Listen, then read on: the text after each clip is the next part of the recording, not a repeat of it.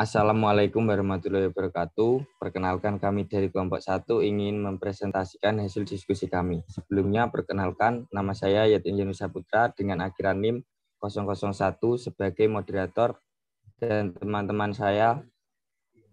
Saya Davita Rehandani Salsabila dengan akhiran NIM 002 sebagai pemateri. Saya Anissa Nurhanifah dengan akhiran NIM 003 sebagai pemateri. Saya Dian Prawestri dengan NIM akhiran 004 sebagai pemateri. Di sini kami akan membahas tentang klasifikasi hama. Klasifikasi hama dibedakan menjadi 4, yaitu berdasarkan morfologi, yang kedua berdasarkan gejala kerusakan, yang ketiga berdasarkan bagian tanaman yang terserang, dan yang keempat berdasarkan arti ekonomi. Untuk slide selanjutnya akan dibacakan oleh teman saya. Berdasarkan morfologi dibagi menjadi 4 film. Yang pertama, film Acelmintes. Pada film ini termasuk hama yaitu kelas Nematoda yang memiliki ciri-ciri: pertama, berukuran sangat kecil, kedua, berbentuk silindris memanjang, tidak bersegmen, tidak berwarna dan transparan, tidak memiliki alat sirkulasi dan pernafasan, jaringan tubuhnya tersusun atas 3 lembar blastula. Contohnya, Leishmanidella oryzae pada akar tanaman padi sawah. Kedua, film Mollusca. Film ini banyak berperan sebagai hama dari kelas Gastropoda yang memiliki ciri-ciri tubuhnya bersifat lunak dan dapat ditarik ke dalam cangkang, kepala dan kakinya bilateral simetris, perutnya berbentuk spiral dan ada yang terbungkus dalam cangkang. Kaki terletak di bagian ventral, digunakan untuk merayap. Terdapat 2 pasang tentakel yang dapat diperpanjang dan ditarik kembali. Pada ujungnya, posteriornya terdapat mata. Lubang genital pada sisi kanan belakang kepala. Sistem reproduksinya bersifat hermafrodit karena memiliki banyak ovat testis yang dapat menghasilkan baik telur maupun sperma.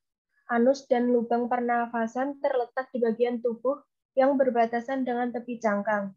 Contohnya, Achatina fulica, bot, dan atau bekicot pada tanaman daluga yang masih hijau. Berikut contoh gambar bekicot. Yang ketiga, terdapat film Arthropoda. Film ini dibagi menjadi 2. Yang pertama, kelas Arachnida, yang memiliki ciri-ciri kakinya 4 pada fase dewasa, 3 pasang fase pradewasa, yang tersusun atas 7 ruas. Tubuhnya terbagi atas 2 bagian, yaitu kepala dan dada yang menjadi 1, dan abdomen. Tidak bersayap, terdapat alat tambahan berupa 1 pasang selisera yang merupakan alat mulutnya dan pedipalpus. Contohnya tungau merah yang menyerang pada tanaman ubi kayu. Yang kedua ada kelas insekta yang memiliki ciri-ciri tubuhnya terbagi yaitu 3 bagian. Yang pertama kepala, kedua toraks, dan abdomen. Kaki 3 pasang yang tersusun atas 6 ruas, mempunyai 1 sayap dan 2 pasang. Ada pula yang tidak bersayap, mempunyai 1 pasang antena. Contohnya belalang hijau pada jaringan daun dan tangkai daun daluga.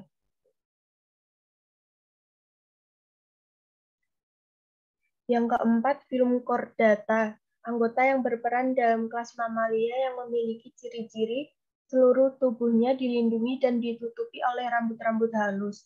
Sudah dilengkapi dengan kelenjar susu, umumnya melahirkan, kecuali binatang berparuh.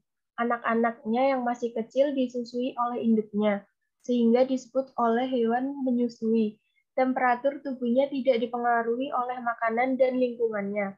Contohnya, Calocospirus notatus bot dan Microvitatus yang keduanya dikenal dengan nama bajing menimbulkan kerusakan pada tanaman kelapa.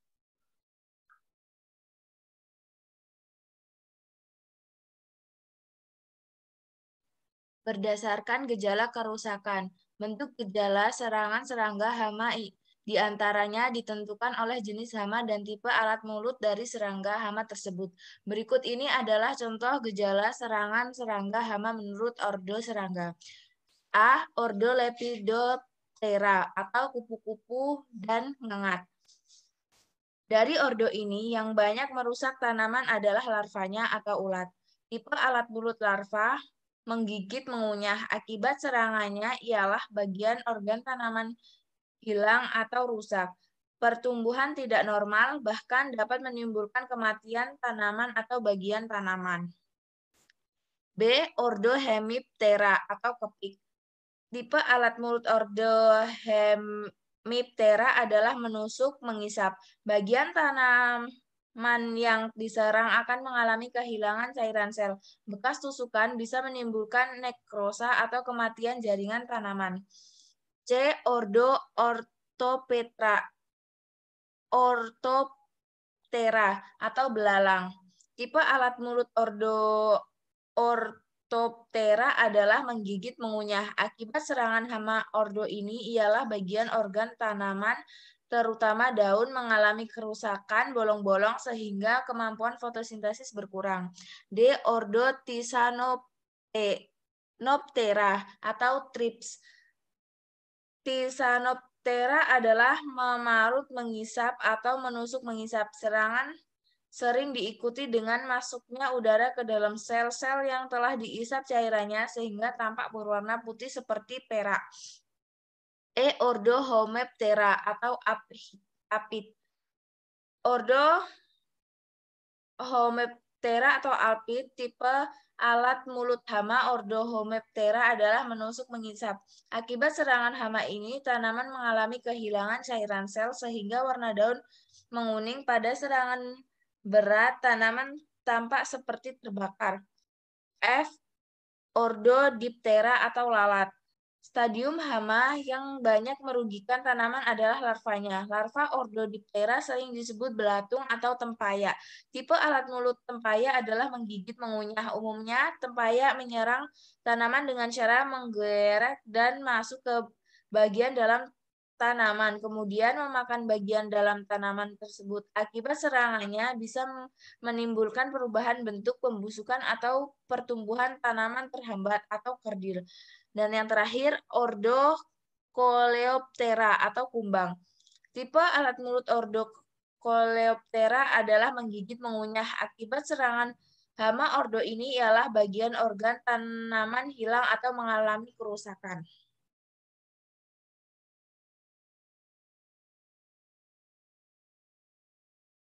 A. Hama yang menyerang daun. Pada daun menyebabkan proses fotosintesis terganggu.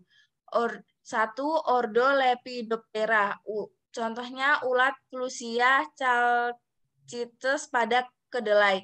2. Ordo Coleoptera. Contohnya kumbang Oryctes rhinoceros pada tanaman kelapa. 3. Ordo Homoptera. Contohnya worong Nilaparvata lugens pada padi. 4. Ordo Hemiptera. Contohnya Leptocoryxa acuta. Contohnya atau walang sangit pada padi. 6. Ordo Orthoptera. Contohnya Phalanga nicricornis atau belalang kayu. Dan yang terakhir ordo Thysanoptera. Contohnya Thrips tabaki atau kutu bawang. B. Hama perusak batang dan ranting. Pada batang, cabang, dan ranting menyebabkan pengangkutan zat makanan terganggu atau terhenti sama sekali sehingga tanaman menjadi mati dan layu. Contohnya ordo Lepidoptera triporiza sp pada tanaman padi. Ordo Coleoptera kumbang Rhynchoporus ferrugineus pada sagu. Ordo Homoptera Asterolecanium striatum atau penghisap cairan batang jeruk. C. Hama perusak bunga dan buah. Pada buah menyebabkan buah rusak atau bijinya kosong. Contohnya ordo Lepidoptera heliotis armigena. ordo Hemiptera helopeltis Anthony, golongan Aves, burung gereja, gelatik, golongan mamalia, kelelawar, tupai, tikus, musang, kerang. D. Hama perusak akar. Pada bagian akar tanaman menyebabkan proses pengisapan unsur hara, air, dan sebagainya. Contohnya, kilas formicarius pada ubi jalar dan Ptorimaya operculela atau penggerek umbi kentang. Berdasarkan arti ekonomi, hama dibedakan menjadi 3. Yang pertama, hama mayor atau utama. Hama yang selalu menyerang setiap musim pada suatu daerah dengan intensitas serangan yang berat sehingga memerlukan pengendalian. Bila tidak dilakukan pengendalian, akan menimbulkan kerugian petani. Biasanya, dalam satu agroekosistem, terdapat 1 atau 2 hama utama. Contohnya, yang pertama, penggerek buah kapas atau Helicoverpa armigera, tikus ratus argentiventer pada padi, penggerek batang padi Triboriza sp. pada padi, Tutela kilostela pada kubis. Yang kedua, hama minor atau disebut hama kadangkala, yaitu hama yang telah lama berada di suatu daerah namun dianggap tidak begitu berarti karena kerusakan yang diakibatkannya masih bisa ditolerir oleh tanaman. Menjadi hama akibat yang pertama perubahan faktor lingkungan, yang kedua kesalahan pengelolaan oleh manusia, dan yang terakhir hama migran. Hama yang bukan dari agroekosistem setempat, melainkan datang dari luar yang sifatnya berpindah-pindah. Contohnya belalang, ulat gerayak, dan burung. Mungkin itu saja yang dapat kami sampaikan. Ada kurang dan lebihnya mohon maaf. Wabillahi taufiq wal hidayah. Wassalamualaikum warahmatullahi wabarakatuh.